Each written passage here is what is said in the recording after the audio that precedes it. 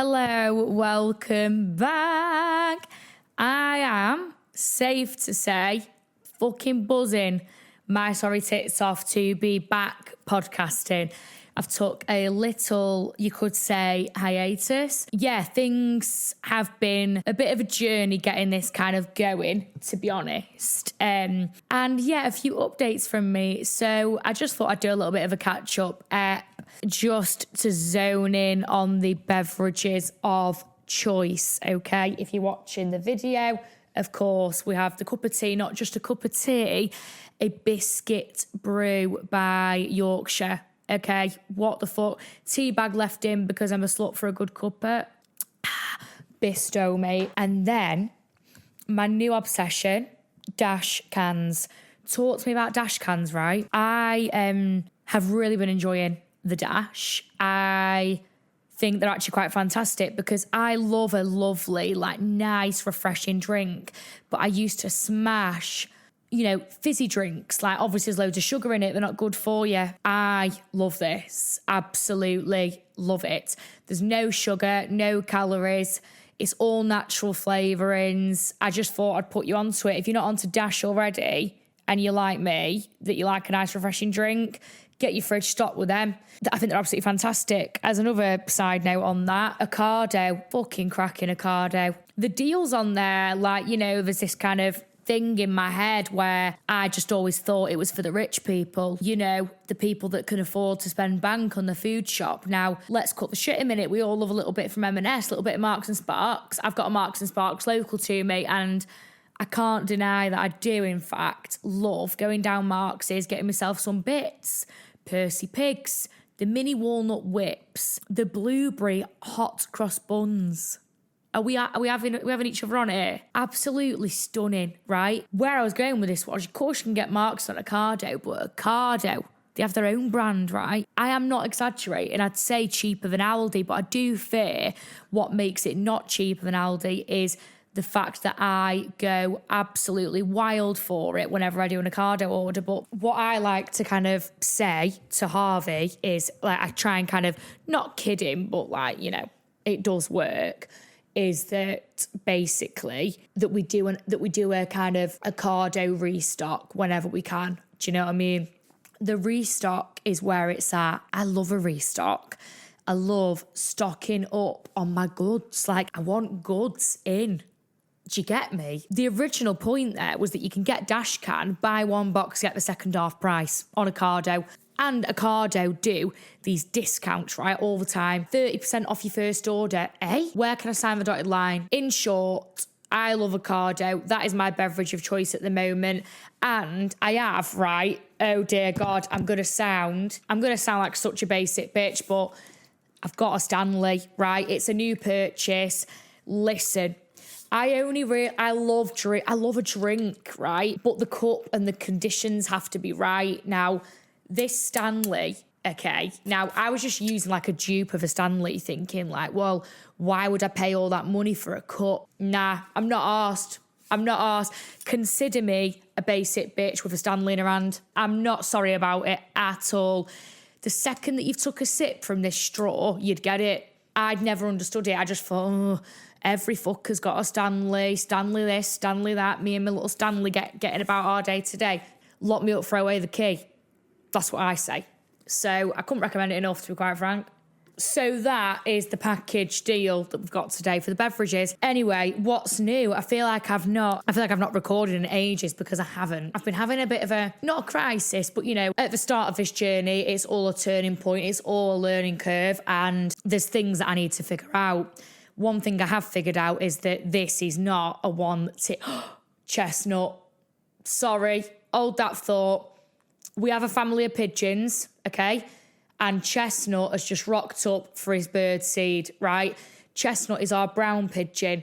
We've got Peter, the grey one, and we've got Dalmo, who is a black and white pigeon. So he's kind of giving Dalmatian energy, right? I love them. Buy a big bag of bird seed every couple of weeks, and I volley it straight out the window and they all come to collect. I love it. I'm here for it. Anyway, got distracted by our chestnut there. But basically, I haven't recorded in a little bit because I've just been figuring out how I'm going to kind of go about this because, right, listen, it's a lot. It's a lot to do for one person, and I could do with some help. Now, I have advertised on the Instagram and on my TikTok about that I need someone for social media and for podcast production. Really could probably do with someone on a freelance ad hoc basis. So just before we get into the actual episode, a little roll call here. If you live in Manchester area and you have experience in like sound, editing audio files, if you could essentially help me to make each episode sound great and, you know, just overall edit the actual podcast episodes, to be honest, because I just don't have the time to do every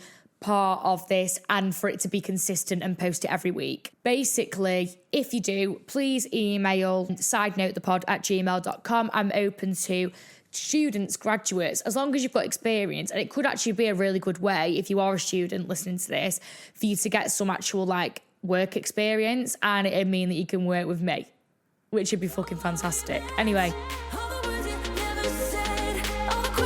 so I thought today that we could just have a bit of a general catch up. I have not planned or thought about exactly what I'm going to say, to be quite frank. So let's just see how this actually unfolds. This is the peak of the ultimate side note because I have no clue where this could go. Let's kick things off with the spring equinox incoming. Spring is basically on our fucking doorstep and I am gagging for it, mate. Some of the trees have blossomed, some are still pretty naked and in their winter hibernation, but it's coming, I can feel it, and I love it. Let's get into what the fuck is going on with the world women's rights.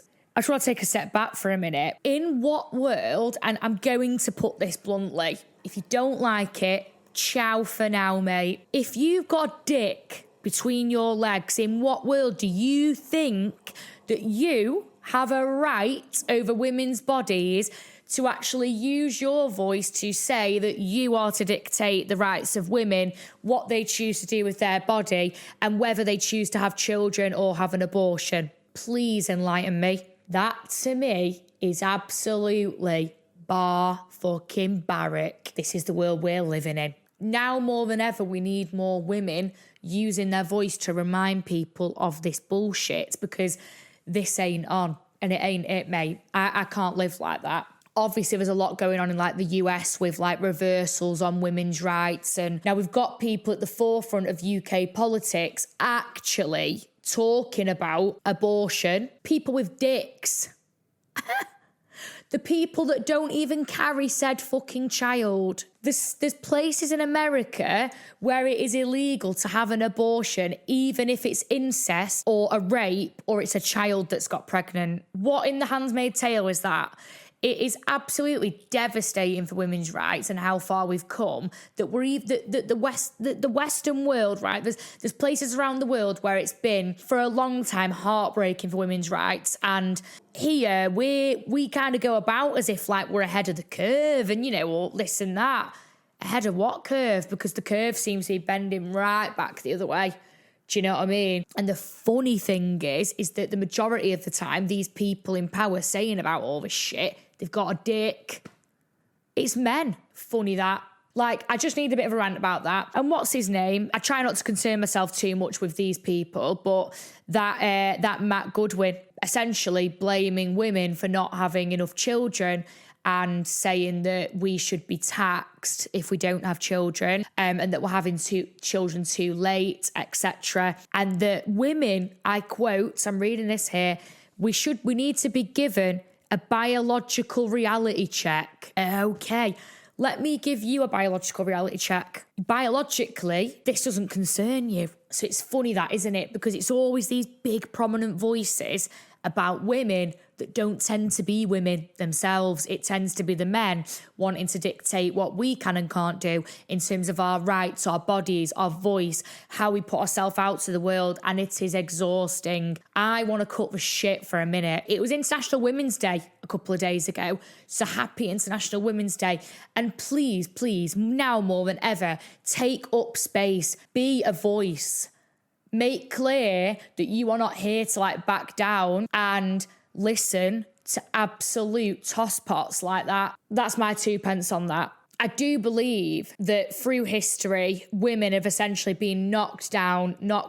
Essentially, it's because we are so powerful. We are so great. We literally carry life source. Please deep this for a minute. Like, our bodies have the ability to create a human life, yes, with the help of a sperm. Our bodies, without us even consciously thinking about it, literally build a human being. Deep that. We literally carry a life force within us. We are magical. And I do believe that we are told to forget that magic, basically. Never, ever minimize or forget your magic as a woman, because you're fucking amazing. We all are. In general, we're living in very, very dystopian times, and some of the things that are even topic of conversation at the moment really shouldn't be. It's nice to have a rant every now and again. While we're on that, I want to tell a little story about what happened to me in the sauna last week. I was in the sauna last week, and, you know, I've had a lot of experiences in a gym or spa setting, which, you know, as a woman, it is quite uncomfortable. As you can probably tell from listening to my podcast, I'm absolutely not a prude. I'm always here for an open conversation, but there's a difference. There's a very big difference in the way that men choose to ignore the presence of women, choose to actively, and you know you are actively making women uncomfortable. You fucking know it. Please picture this. So I'm in the sauna. If you're watching the YouTube, let's say that I'm sat here. So I'm in the middle of the sauna. It's quite long, right? It was busy and it was all men in there, basically around me having chats, right? You do you, like the chat's flowing, the conversation, whatever. A little bit of a Friday night socialise, you get me? Basically proceed to start discussing their love for Fanny, right? That they just love the Fanny. They're here for the Fanny. Oh, footy, the lads. He don't love football as much as he loves the Fanny him, or he loves so much Fanny and all this, right? Coincidentally, I've not been in the sauna long. It's very, very clear to them that there is one woman on her own, like I'm alone. And the context of it is automatically quite intimidating. Like, I've been in situations before where it's not felt very nice, where, you know, if you are outnumbered by a group of men, like older men, as a woman, instantly there is a part of you that does have to have your guard up. This is the reality. This is how the world is. Like, I've had a lot of things happen to me in my past. There's a very, very solid track record for a lot of the time. It's not a safe environment for women. And if I'm in the sauna trying to relax, I expect to feel safe and that it's an open, welcome space. Now, I'm all here for an open conversation. Basically, what I'm trying to say is that I do expect more. Surely, if you had a brain cell, you would compute in that situation that the woman on her own, surrounded, when I say surrounded, there was about 12 men in this sauna and I'm in the middle of it and they're all kind of coming in around me. The second that you start to talk like that, that is quite vulnerable for a woman. First of all, I don't see the need. Secondly, you know I'm sat right here. You know that would not be comfortable. And whether we like it or not, there is an underlying misogyny and a very, very big problem in that. Now, first of all, I'm not offended. No, it wasn't about my Fanny. Like, let's be real about it. But I'm saying the context of that situation suggests quite a big problem. It suggests that men are automatically ignorant towards women. You know, anyone being reasonable would know. I mean, maybe men wouldn't know, but as a woman, you know how that would feel if you were surrounded by men in that way and they proceeded to start doing that. Would you not question that that's quite uncomfortable? And also, mate, you know, you've mentioned that you've got a daughter in her early 20s. Would you want your daughter to be sat surrounded by men discussing that because the tone of it was like not nice. I'm a very open book, right? But I felt uncomfortable in that. Anyone that doesn't agree with that either hasn't experienced any form of feeling threatened by a man or feeling threatened in a social situation. And I think people need to do more. Men who think, well, it would never be me. Let's say we're talking about like sexual assault, misogynistic conversations. Now, this is a big problem. If you're one of the good guys, you need to do more. Not the bad guy in the situation, but you are contributing to a wider problem. And more needs to be done. Call people out. You don't even need to be confrontational. I know how it can be. You can do it in a friendly way. You know, people kind of get things confused with like calling something out that it has to be confrontational. You using your voice in that situation could actually like really, really make such a difference to a person's outlook on the world. Like in that these little situations, like these like kind of social altercations, this is what is shaping our society right now. And no, you can't be right about everything. You can't do everything right. We're not all perfect. We're also not all here to be the fucking behaviour police either. People should be policing themselves. Start switching on. Do you know what I mean? What I've mentioned there, it's like, yeah, you know, you've got free speech, mate. I don't mind if you want to talk about how much you love Fanny. Cut the shit. We all love a shag. That's fine. But read the room. You know full well that there is one Fanny in that sauna, a Fanny on her own. Not only on her own, but surrounded by men. You know what you're doing. Also, as someone with a daughter, you fully know that would be uncomfortable, so start switching on a bit. Anyway, let's move on to a little bit of a lighter note. This sofa that I'm sat on right now, which you'll see, is a sofa that we actually adore and love, right? We love this sofa, but we've had problems with it big time since we've got it. And I just want to remind everybody, little public service announcement, that make sure you follow up on shit because we've bagged ourselves a new sofa. It's on the way. Dispatched from the bloody London showroom, mate. I am buzzing my tits off. Basically, this sofa is from a very, very well-known brand called Omhu. They are based in Copenhagen or something, I think. And it's this like modular sofa. It's called the Teddy sofa. You can pull it out into a bed, a conversation pit. It's mint. It is fab, right? Anyway, basically, we've experienced issues that no one online has seemed to talk about at all. And I'm like, well, considering how big the brand is, surely someone, at least someone would have commented and said about the issues that we're having. So we've obviously started this case. We kind of forgot about it because we love it. So in our head, we were like, we don't want to give the sofa back. Why would we want to get rid of it? Essentially, started the case and kind of explained to them, like, we do love the sofa and we love the brand. So what can we do about it, basically? Because it was fucking expensive. And I think once you've spent money and it's all been and gone and you're living in it and you don't really want to get rid of said thing, it's kind of like, but actually, zone back out. You've spent a lot of fucking money on this sofa. Let's get it right. Do you know what I mean? So basically, started the case and they've straight up said, like, this is faulty. Like, we've not experienced this. Now, Harvey, he's always out plotting for revenge, mate. He's been on Reddit. He's been on the forums, mate, typing away, letting the people know, do not buy this sofa because it's not what it's cracked up to be. Well, eat our words, mate. He said he'd have to go and update his little Reddit profile, innit? He's going to have to go and tell the people, actually, they're pretty fucking sound.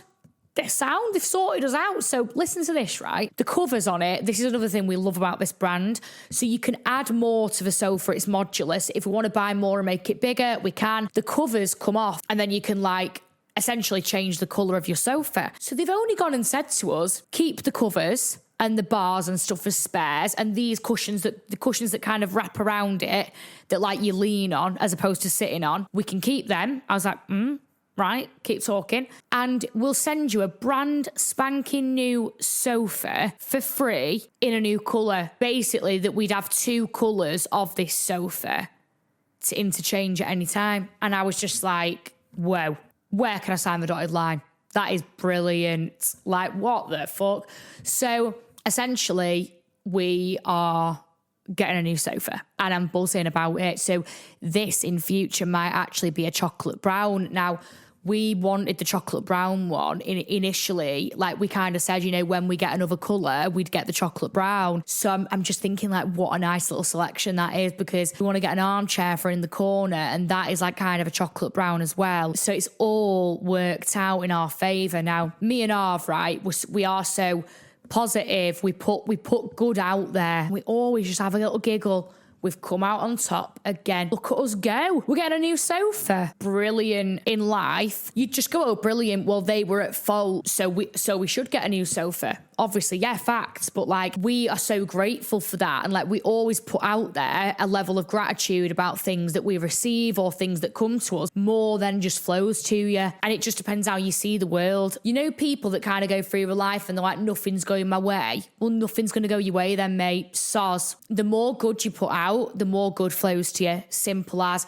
So the more gratitude that you can have for the small things, the more big shit that's going to flow your way, mate. I'm such a strong believer in that. If you're grateful for the fresh air, the blue sky, the dash can, for fuck's sake, you know, the cup of tea that's just fit at its head, and you actually express that, some people would go, fucking chill out, love. It's only a brew. Mate, it's not only a brew. It's just the best thing since sliced bread. And the more that you look at life like that, the more that will just come. It's actually as simple as that. And it's actually neuroscience backed, mate. Anyway, I'm going to round off that episode there, because that was just, honestly, what the fuck? Like, you're probably going through these episodes like, wait, what? We're talking about fucking women's rights, and then now we're talking about her new sofa. But this is just how it is, really. Stay tuned for the next couple of episodes, because I've got some very, very interesting topics of conversation. So coming up, I've got how to change your life in 2 weeks with a 5-step process to do exactly that. So you can actually make change in your life. And no, it's not telling you to fucking journal and it's just like the generic shit you get. I'm going deeper, mate. Like, you actually can change your life, no cap. Also, an episode on women's magic in their menstrual cycle, bodies, and what you put out there as a woman. Oh, and how to become more confident, like how to actually embody confidence and get what you want. We're really on the self-development train here now, and I really, really hope that you're going to tune in. We'll have the occasional chat shit session, catch up, debrief, have a cuppa, you know, get your dash can out, whatever you want to do. And then we get into the real tea. So please come back for the next episodes. Thank you so much for watching or listening. Please remember that it does stream across YouTube, Spotify, and Apple Podcasts. If you can leave a review, if you're listening on Apple Podcasts and Spotify, it really, really helps me out so much. And I really appreciate all of the initial support that I've got with the podcast. I am also looking for guests. We're leveling things up gradually over 2026.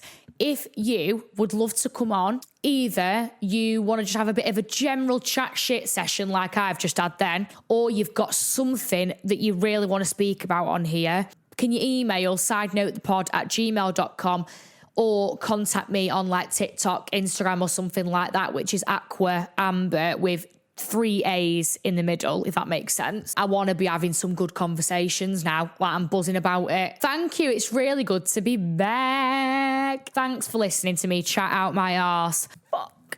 I've got really bad pins and needles, so that's really just very suddenly come over me. Let's round that off, okay? All right, so thanks.